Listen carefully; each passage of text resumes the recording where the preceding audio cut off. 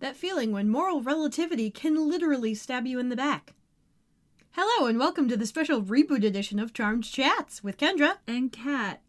Today we're covering episode 19, Source Material, which is also a really great fun, I have to say. Yeah, it was quite good. Mm-hmm. And let's get to that summary, shall we? Yes. After an extremely comprehensive previously on, we open with Fiona torturing and killing the Sarkana witches. She has Harry in a shock collar to control him. The sisters exit Macy's vision of that event. They are horrified and confused as to how this ties in with the source of all evil and the prophecies they've been hearing. Alistair tells Charity she will help him raise the source. He gives her a sequin bodysuit, which she uses to bust open the door to Tartarus. The girls call Tessa to tell her about Harry and Fiona, and also to slip a tracking device on her. At work, things are awkward between Macy and Galvin. Macy confides in Dr. Wagner, who offers to help treat her dark side. She declines. Maggie and Parker have a moment of cute that is otherwise pretty insignificant to the episode. Nico corners Mel as she tracks Tessa. When it becomes clear Tessa knew about the ring to slip her tail, Nico offers her services as a PI in exchange for info. Dr. Wagner gives Parker his last dose of human juice, but something goes wrong and his demon side tosses her through a window. He flees. Macy can't find Dr. Julia at work, and Galvin refuses to help. She has a bad feeling. Nico, once again, coerces Mel into letting her tag along to find Tessa. They run into Maggie, who is on her way to bang Parker. When Maggie gets to his room, she finds it stripped bare. Macy finds more evidence that Dr. Wagner is in capital T trouble. Galvin puts aside his discomfort to help figure out what's going on. Tessa comes home in the middle of Nico and Mel searching her room. They hide. Macy and Galvin find Dr. Wagner in her trunk, dead. She tells Maggie, who goes to find Parker. Mel attaches a spell to Tessa so that when Tessa orbs, Mel follows. Nico is left in the closet. Tessa and Mel find themselves in a mausoleum where Harry is removing coffins for Fiona to ransack. She is looking for the dagger that controls the flame of all magic. Macy finds out how Dr. Julia died, choked by Hunter, who impersonated her to dose Parker with demon blood. Maggie finds Parker, who tells her what happened. She rejects him and he leaves. But wait! It was Hunter impersonating Maggie. Mel gets Tessa to delay alerting the elders so she and her sisters can fight Fiona. It goes poorly, and Tessa is mortally wounded as Fiona portals out. Alistair tasks Charity with finding Fiona when he finds out Fiona is the keeper of the flame. The girls free Harry and scare Fiona off, but they now have 2 loose ends to find.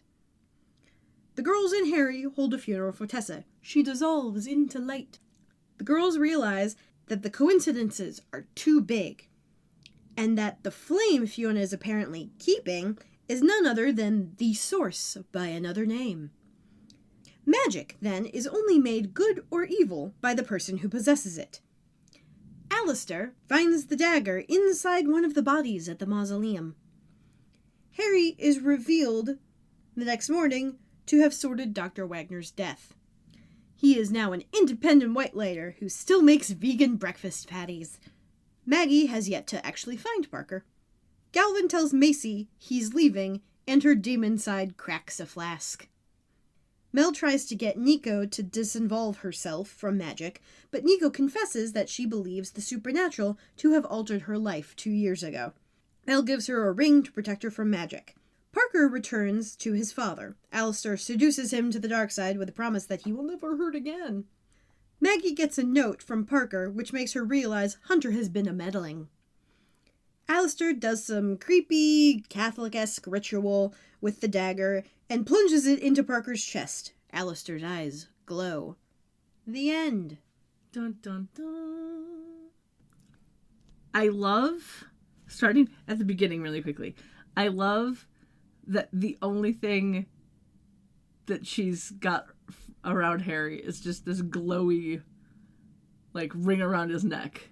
It's not even glowy all the time. When it's off, it's clearly just, like, black metal or something. Yeah.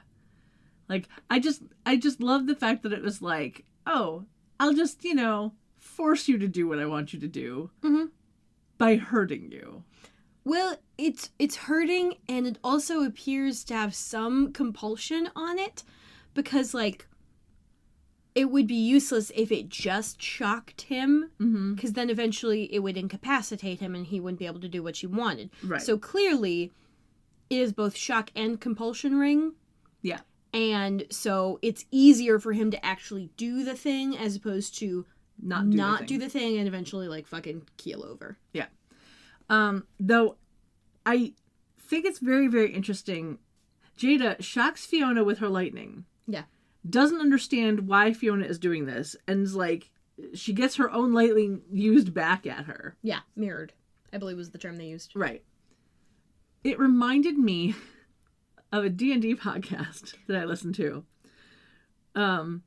where they were fighting Tiamat, and the cult members who brought Tiamat back immediately got eaten by Tiamat. It's like, why did you not think she was going to betray you? She's evil. Yeah. Duh. She was giving off vibes from day fucking one. Exactly. Like, just made me laugh. No, you said Tiamat, and my brain went straight to TMI. Oh, no. I was like, that's a weird name. No, Tiamat. Let's see. I have a very pedantic note that kind of annoys the crap out of me. They always call her Dr. Julia. Mm-hmm. They never call her Dr. Wagner. Mm-hmm. Like, on some level, it's acknowledging the person she is instead of the person her family is, whatever. Wagner isn't her married name, whatever. But, like, the appropriate name is Dr. Wagner. But she might have asked to be called Dr. Julia, and therefore they're... I don't give a shit. We never saw that happen. Hey, Like, okay. It's just weird. It's just... Also, the conversation Macy has with her, I'm like, hello, professional boundaries, where have you gone? Yeah, there is that. Like, talk about TMI. Yeah. Dr. Wagner doesn't need to know any of this shit. And now I want to know who the new boss is going to be. Yeah, and how they're going to be evil. Although, to be fair, we did think that Dr. Wagner was placed there specifically by Alistair. Yes. Which is slightly odd that she would still be working for that company when her ex is not allowed to be near her. I mean... Or, I like, don't know. not legally allowed to be near her, I should say. Yeah, I don't know. I don't know. There's a lot of things that happen with the whole Julia thing. Mm-hmm. The whole Parker thing. Yeah, and hey, Parker, pro tip, check the pulse. Yeah, there is that. But also... Like, someone who's been knocked unconscious will be unconscious for a bit. Like, not a long time, not as long as most shows will have you believe. But they will be unconscious for, like, a mo. And unrousable. So, check the goddamn pulse. Your mother is a doctor. You should know this shit. Yes, she's not that kind of doctor. I don't care. She's still smart, and you should be too, bitch. Yeah. So, here's my thing, right? Toward the end of the show. I'm aware that Alistair is making Hunter pretend to be the mother and then the girlfriend so that they can force Parker to think that he has no one else to turn to and go to Alistair to get cured or whatever it is, whatever, right? Because if we remember, the prophecy was a demon born of a human will become the source, right? So we understand Alistair's motivations here, but he doesn't check his fucking messages because you know that Maggie has called him, right? He sends her a fucking letter. Mm-hmm. He probably just, like, transported to the mailbox, dropped it in, and then got the fuck out of there. Right, because there's no return address. Yeah. Whatever. Which means it couldn't have been sent through the mail. Well, that's not true. You can send things with no return address through the mail. Yeah, but still it'd be faster if you didn't. It would be faster if you didn't. But my thought here is that reading the letter makes the girls immediately realize That Hunter, the shapeshifter, did some shit. yeah. Why is Parker so stupid that he can't remember his brother can shapeshift? He doesn't know his brother is out of Tartarus. That's the thing. He thinks he's still there. He has no reason to believe that this isn't Maggie. See, The only reason the girls know is because of Macy's vision. That's the only reason they even know Hunter is alive and outside of Tartarus. They don't even know how he got out. I guess so, but I mean... They know Alistair did it. They don't know Charity did it. They have very little information. This is very true. But they have more information Charity than Parker and her does. disco Parker didn't even check for a goddamn pulse. Parker is an idiot. Yeah, Parker is just... I feel bad. I really do. I feel bad. But I'm questioning because we get this bit of lore drop. Mm-hmm. Which bit specifically are you talking about? The fact that the flame and the source are the same thing. So that demons and witches get their power from the same thing, and it just depends on the person being good or evil how their magic goes. Yeah. Which makes me question the whole Macy's demon side. Mm-hmm. Because if she's a good person and demonic magic and witch magic comes from the same thing, shouldn't she be perfectly fine to just use the magic? I mean, I suppose it would be fine if it weren't the fact that it was someone else's blood bringing the demon magic into her. Because that belonged to a different person. So I can easily see that being the issue. Because the other person's relative morality would affect the powers that it then kind of gave to Macy. I mean, maybe, but your blood, Yeah, but it still has the DNA of the previous person. It doesn't... Just because you get a transfusion with someone else's blood doesn't... I mean, yes, it is now your blood, but it still has their DNA in it if it has a nucleus. Which, granted, most blood cells don't. But, like, the white blood cells will. Yeah, I think. I don't know. I don't know. I just have questions about it. Mm-hmm. And, like, I'm interested to see where they take this. You don't watch previews, do you? I don't watch the preview. Yeah, I don't watch the preview for the next episode because whoever came up with the next time on, just I want to shoot them. Like, no, please. Well, yeah, it's made to hook whoever isn't quite interested enough to automatically watch the next episode. Yeah, no. Let's see. It's meant to make you uneasy and anticipatory and anxious, so you will definitely watch the next episode. It's meant to give you a sense of incompletion, if that's a word. I'm making it a word. Sure. So, back to the dagger thing. Mm-hmm. So that was a sick looking dagger. It was a really cool looking dagger. It was very video game? Yeah, a little bit. But it makes me question, okay?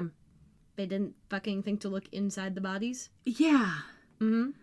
Like, yeah, she thought it was just gonna be just hanging out inside a coffin? Because totally normal for when someone's being, like, at someone's wake or funeral to just drop a dagger the fuck in there and go. Like, Fiona confuses me. I think that's the issue. Mm-hmm. She just confuses me. I understand, okay, fine, she's pissed off because magic ruined her life and so now she wants to destroy all magic. I kind of get that motivation. Sure. But... I mean, the girls definitely should have gone back to the mausoleum and, like, made a spell to find the fucking dagger, because Fiona put that map in Harry's head for a reason. If the location is wrong, you need to double check that. Right, and here's the other thing, they can't verify. Like, it is the question, though, was Harry lying? I mean, she put the map in his head, so I don't think he would know one way or the other. Right, but... Fun to know that whatever the fuck she did to him was a map. Yeah. That's interesting. Yeah. This is true. I don't know, I just... Oh, and then we kind of got to see confusing. Tessa working with a similar thing. Oh, Tessa. I didn't like you very much, but I'm sad that you're gone. I found it really interesting that she immediately slips the tracer. Yeah. And then doesn't go back to the girls to confront them about it. Yeah. No. That's so funny to me because she's like goody two shoes in with the elders and doesn't clearly doesn't trust them enough, but like sort of trusts them. Yeah. And then the second she realizes she can't trust them because they've slipped a tracker onto her, she doesn't turn around and demand answers. Well, see, here's my question. She's smart. Here's my question about Tessa, though. She was on the phone after she'd slipped the tracer. Yeah. She was on the phone with somebody and saying, yeah, as soon as I get Harry, I'll bring him to you. Who was she talking to? Because I don't think she was talking to the elders. I mean... I really don't. That's the question. As much as I want to be like, oh, Tessa's a white so I kind of... It just don't trust Fiona. Her. That's for damn sure. Right.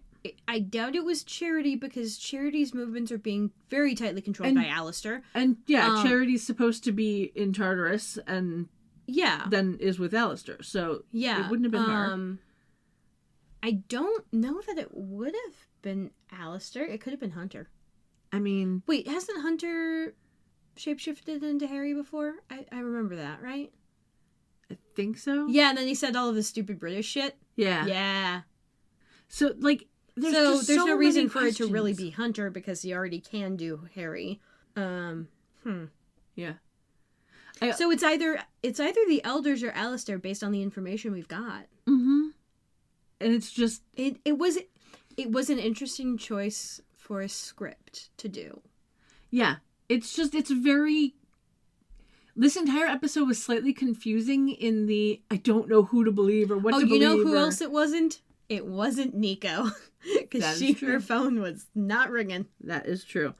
I do kind of love that there was a little callback to them trying to memorize the spells. Yeah. Because we see Mel reading the paper with the spell on it. Yeah. And then like, shit, I can't remember it.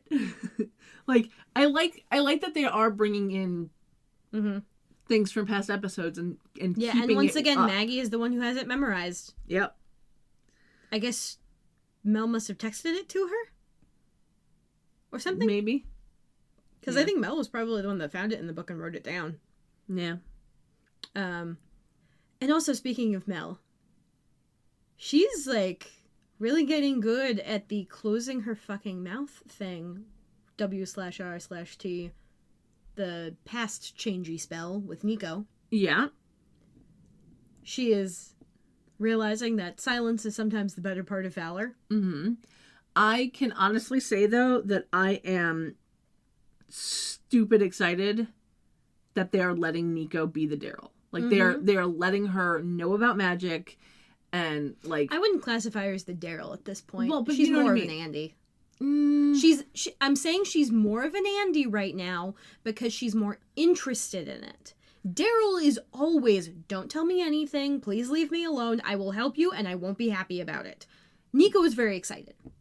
Yeah. So I'm not sure. I'm just not sure she classifies as a Daryl in the particular way that Daryl is a Daryl. Oh, so she's a combo of Daryl and Andy, so she's a dandy. Gosh, no, she's not even a...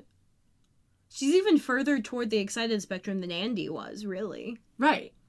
I like the fact that they're letting There's not her really in. an analog for... No, there really isn't. I'm just trying to give a thing. But yeah, no, I like that... Or maybe there is, we just haven't gotten to that season yet. And I've forgotten. I don't know. I like that when Mel gives her the ring to protect her from magic, it even protects her from her magic. So yeah, it was the ring they got off of that couple that they... Yeah. I really like that. Sorry, that couple. I mean the brother and sister. That posed as a couple. Yeah. I also love that the reason she changed careers is because she had a nervous breakdown. Mm-hmm. It's like, well, fuck, okay. Because her life was supposed to go in one direction and then it didn't. Yeah. It really makes you wonder how the rewriting spell works because, yes, it rewrites everything, but, like, you have to figure out, okay, obviously, like, you can't just shove her back into her previous position or something, because that's gone, and maybe it doesn't work out, makes sense to do that, but, like, oh man, if there's some kind of metaphysical, like, editor who's just like, let's make this story work with this right now. Here, we'll change that. We'll change that. It doesn't really make sense to do that. That wouldn't fit with the plot. And then just like, yeah, some metaphysical, like, just some weird shit. Beta reader.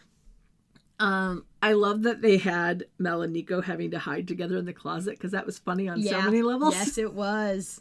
And then Nico gets left in the closet. Yeah. And has to come back out on her own. Yeah. It was kind of weird that... How did Tessa not notice that the slats were... Yeah, you know... It's such an obvious... I saw that closet the second they walk in, I'm like, someone's in there. Mm-hmm. If not now, later. Yeah. And the slats being moved... Turns out it was later. Yeah. The slats being moved just drives me crazy. Yeah. Like, I'm sorry. How would you not notice that? And she's preoccupied. If she noticed a fucking tracker, she probably knew they were in there. Yeah, that's my assumption. Because I wonder if she sniffed it out. Well, here's the thing, right? So my assumption is that she knew they were there because when she does the orb into the mausoleum thing, we cut to commercial when we come back, and Mel is like, "What are you doing?" Blah blah blah. She doesn't seem surprised to see her. Yeah. So I think she probably smelled I think she's just a fucking bloodhound or something. Yeah. She knew that the magic happened. Mm-hmm. She knew they were there. That was a really cool, like, tethering spell, too. Mm-hmm. Like, whenever Tessa orbs out, I orb out with her to wherever she's going. Yeah, and I like that her orb had a little bit of a purple tinge to it because of the spell was... Yeah. That was really cool. Mm-hmm. That was neat. Quantum entanglement. That is the term I was looking for about there that. There you go. So, back to Dr. Julia for a moment. You mean Dr. Wagner? Sure. I love that... Okay. I wonder how. Like, what magic was used. To repair that window? To repair the window, all of the equipment, everything. Like... And somehow didn't get the syringe on the floor. Yeah. Yeah. Mm-hmm. You got everything else, but you left the syringe with the demon blood in it. I will say, as a narrative for the order that we got the information in this episode, though, it was a great mystery to just have the glass suddenly be repaired, and none of it on the floor, and Dr. Julia is nowhere to be found. Turns out her badge is in her office, and you're just like, what the fuck happened? Yeah. Well... And then, even further, to go and find her dead in the car, and you're like, shit, did Parker call someone? Did Parker call Dad and have him fix this shit? What is happening? Right, well, so here's what I wrote in my, real-time reading. Was like, does this mean that somebody switched the syringe on Mom? Or is somehow Alistair controlling Julia? Mm-hmm. Or, because we haven't seen her in a while, did somehow Alistair control Lucy to get in there and help out? Like, there were just so many questions that I had. And I really this episode was really well structured in that particular way, where the second it answers one question, you have another 5. Yeah. And then they're not all answered by the end of the episode, but all the ones that need to be answered by the end of the episode are. Yeah, and this is one of those moments where, like... Other than, what the fuck was that sequin bodysuit? Disco catsuit. Oh my god, yes. Disco catsuit. I loved it. It was really nice, but I just, yeah. No, but... Especially since it, like, destroyed her clothing outside of it. Yeah. I have a question on that, though, too, is, okay, he gives her the disco catsuit. She puts it on, under her clothes, turns herself in, and then the door gets opened and the 2 people guarding her to bring her there disintegrate. She walks in, apparently gets Hunter out of Tartarus, and then just shows back up. I'm sorry. Why is there no more security? Do you know what I mean? I imagine most of the security is back up at the door leading to that hallway to the door to Tartarus. Because they want to make sure people But can't you'd get in. think But once this is now the second time that 2 of the guards have just died, become ash. That's fair. But, like, there's gonna be a multiple door system with the door to Tartarus anyway. Yeah, there are just so many questions. Yeah. So many. Mm-hmm. So many questions. Oh boy. But yeah, and then not showing who she gets out of Tartarus. You don't even find out until Macy's goddamn vision. Mm-hmm. Like, oh, such good structure. Yeah, this episode I think has been my favorite so far. Mm-hmm. They did a really Could good use job. slightly better design work on that dagger though. Well, you know. But that's a grape of personal taste. Yes. I also have a logistical question. Mm-hmm. Tessa is a college employee. Right? Yeah. She dies. Harry does the white lighter juju to make her body disappear. Mm-hmm. How do they explain her disappearance to the college? She just gone one day. Just no longer there. So sorry. Yeah. Like, what? Dunno. Well, okay, she's connected to all the other white lighters, though, so they would have felt her death. So presumably they're relying on the elders to come down and be like, the fuck? Tessa's dead? Huh? That was the other thing in my notes. I went, so, Harry's a free white lighter. Was he given a sock? Oh, wait, that's house elves. Oh, man. Every time I looked at my shelf at work and it was suddenly full of instruments, I'm just like, if I get to the end, will there be a sock and I can leave? Yeah. No, there's never. No, never a sock. No. But yeah, there are still so many questions. And there's only a few more episodes to the end of the season. Yeah. Oh, and Galvin just fucking off and quitting and being like, yeah, I'm going to go help Doctors Without Borders because I can't deal with this bullshit. Yeah. Maybe I can help save some people. Side note, unrelated to Charmed exactly, but Alexis Denisov working for Physicians Without Frontiers, was that just a Doctors Without Borders joke? Yes. In Sabrina? Yes.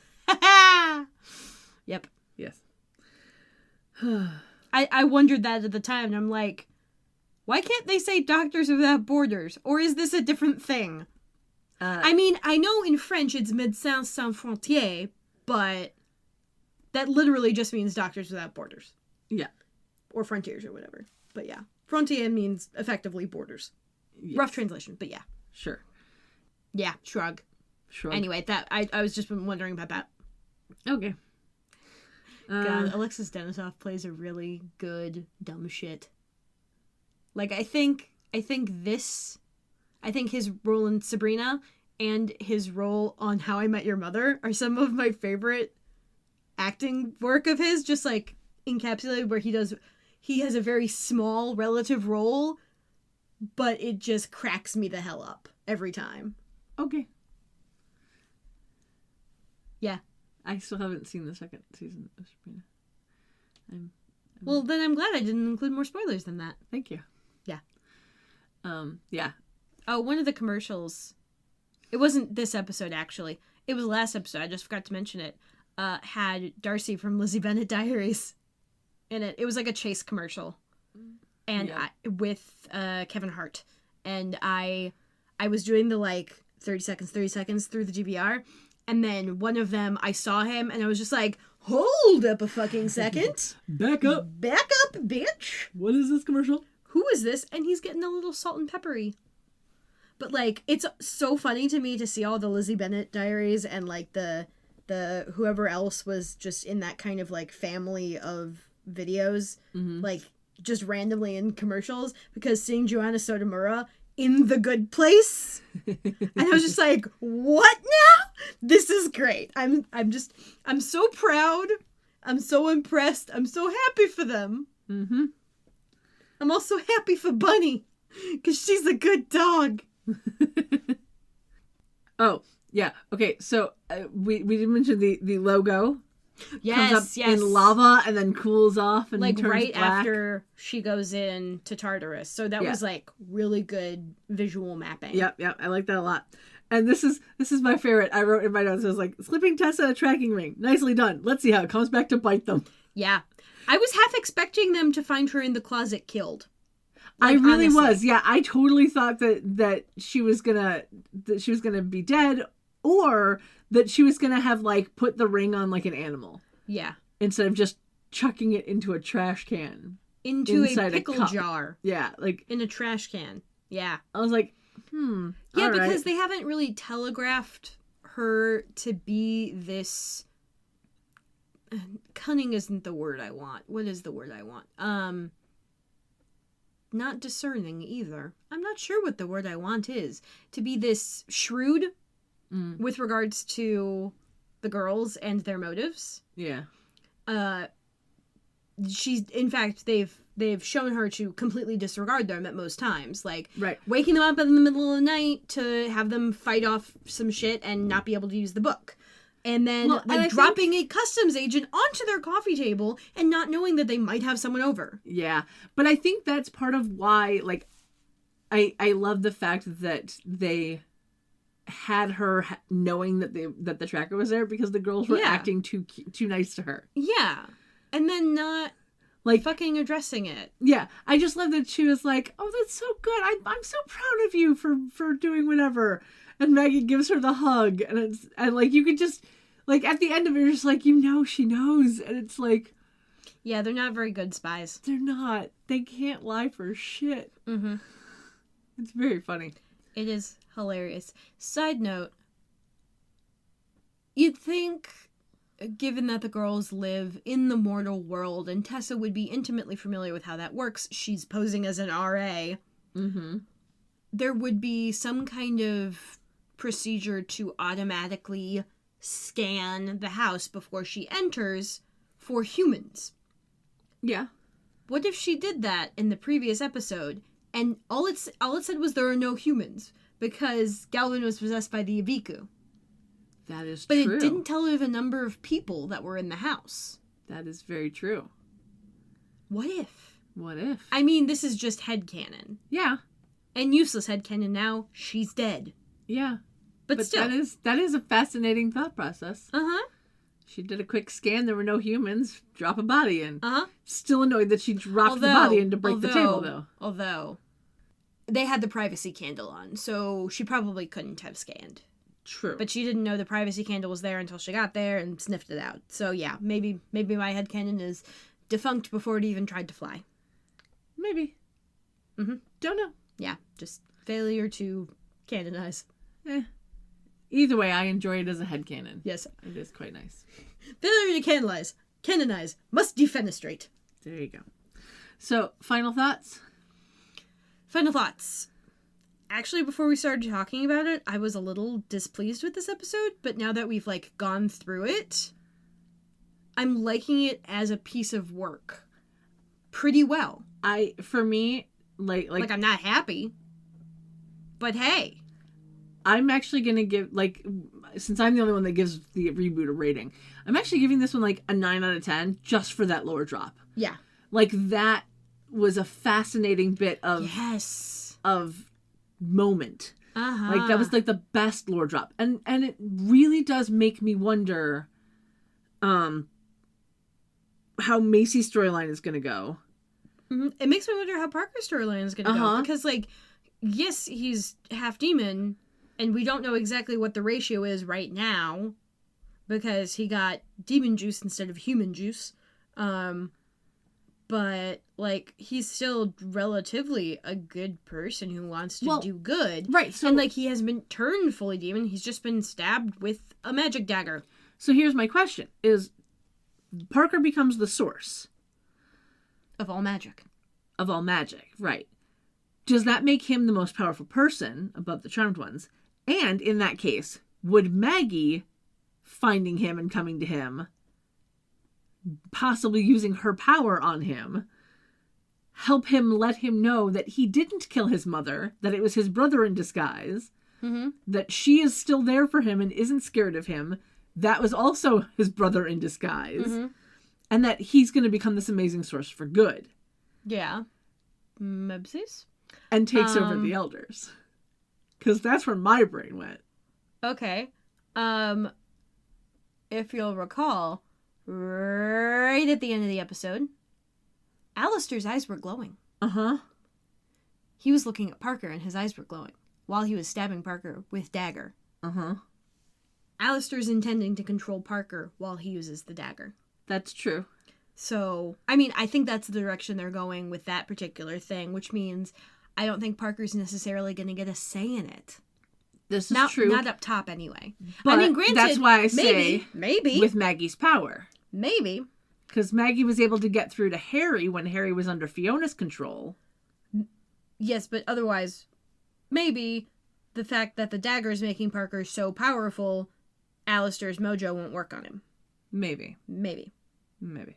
Maybe. Maybe. Perhaps. My other final thought is that I'm really excited to see how they develop Nico's story. Yes. But I love how cute she is with all the excitement. But I am worried that she's going to be pissed off with Mel when she finds out the truth about the whole magic thing. I'd be intrigued as to how she'd even investigate that. Because she's got, like, no magic on her side. She just has an anti-magic ring to help her. Right, but I'm thinking... But an anti-magic ring is not a magical sniffer dog. But I'm thinking that somehow, at some point, she's going to find out... Yes, I agree. That Mel cast a spell that changed her life 2 years ago, and that's why she had this nervous breakdown. Mm-hmm. And how is that going to impact the relationship? Yeah. And is she going to freak the fuck out and be pissed off? Or is she going to be like, I understand why you did it.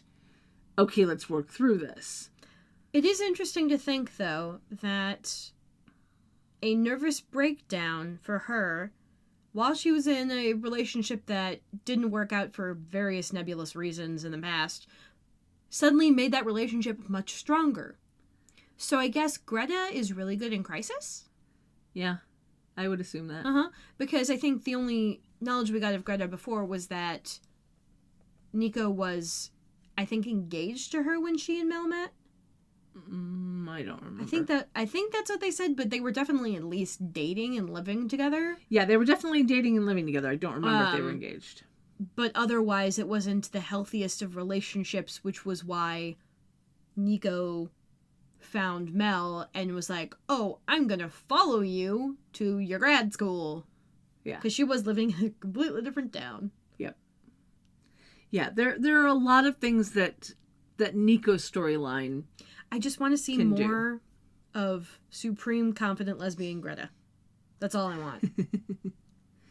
Yeah, I have many thoughts on how the Nico Greta storyline is going to happen. I'm interested to see where the Nico Greta storyline goes. Mm-hmm. How much more we get to see of Greta. Yeah. And when Nico finds out about Mel casting the spell on her, if that will somehow change the relationship between Nico and Greta and or Nico and Mel. True. Because there are so many different ways that this can go now. Mm-hmm. And I am fascinated to see where it's all going to wind up. Hard same. Production side note. Only this past week have I been seeing Instagram posts about ending filming the last episode from the cast. Or maybe that was 2 weeks ago. Either way, that's like interesting to me that they would be going and still filming this long. I mean, I just wouldn't some expect productions it. do that. I know. I just personally wouldn't have expected that, but it is interesting to know. Mm-hmm. 'Tis fascinating. Mm-hmm. Are we done? Yeah, I think we're done. We have no sign-off.